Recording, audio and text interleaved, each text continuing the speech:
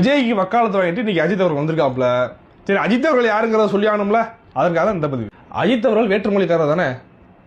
அஜித் அவர்கள் கட்சி ஆரம்பிச்சு அரசியலுக்கு வர போறாரு அப்படின்னா அவர் மாற்று மொழிக்காரர், அவருக்கு இந்த மண்ணுக்கு என்ன சம்மந்தம் இருக்கு அப்படின்னு நம்ம சொல்லலாம். அதில் ஒரு லாஜிக் இருக்கு. இப்போ அவர் பாட்டில் படம் நினைக்கிறாரு, அவர் பாட்டு அவர் வேலை பூர்வீகம் இது கிடையாது அப்படின்னு. உண்மையிலே கிடையாது தான். அஜித் அவருடைய பூர்வீகம் எது சொல்லுங்கப்பா. உடனே சொல்ல, சென்னையில் தான் பிறந்து வளர்ந்தார். சென்னையில் பல பேர் பிறந்து வளர்றான். பூர்வீகம் எது? அஜித் அவருடைய அப்பா ஊர் எது? பாலக்காடு. அங்கே கேரளாவுக்கு போங்க அப்படியே. அவருடைய அம்மாவுடைய ஊரை பாகிஸ்தான் கிட்ட ஒரு ஊருங்கிறாங்க. அப்போ இதான் அஜித் அவருடைய பூர்வீகம். ஆனால் திடீரென்று அஜித் அவர்களுக்கு ஏன் இந்த பதட்டம் வரும்னு தெரியல. ஏன்னா திடீர்னு அஜித் அவர்கள் வந்து விஜய்க்கு வக்காலத்து வாங்கிட்டு வராருன்னு தெரியல.